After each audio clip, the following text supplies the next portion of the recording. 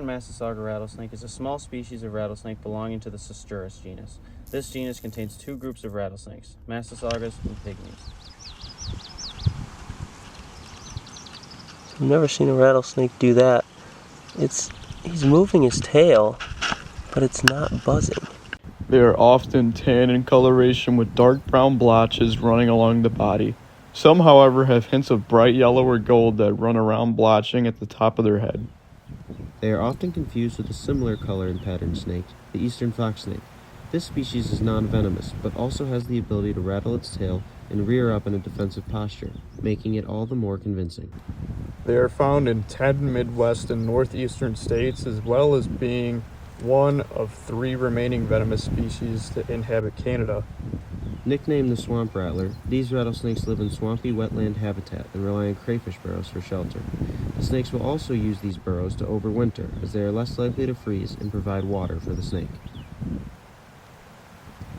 They're usually spotted in thick, tall grass, but can be found up against a tree or a log. Near water, in most cases, swampy prairie wetlands, or even under cover. Adults will mainly prey on small mammals like mice, shrews, and voles. Meanwhile, juveniles will feed on things much smaller like insects and small amphibians. Surprisingly, both adults and juveniles will feed on snakes. They're generally a smaller species of snake, with adults ranging only around 18 to 30 inches, which it converts to 1.5 to 2.5 feet.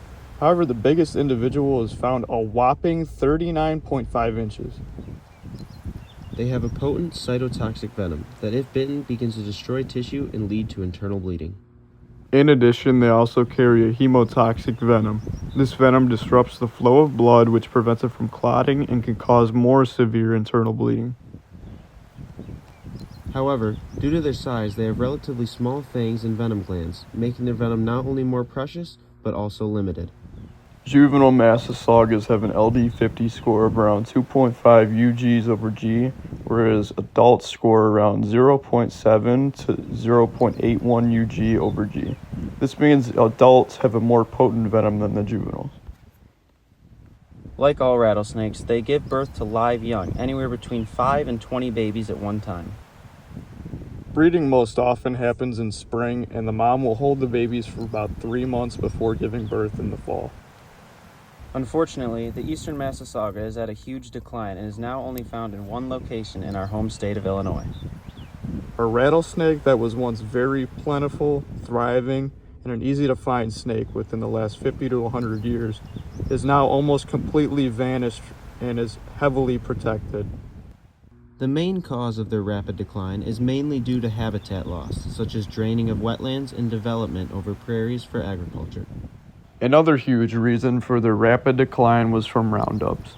Farmers, developers, and other anti-rattlesnake campaigners would go into Massasauga habitat and collect buckets full of these snakes, as they were deemed as vermin.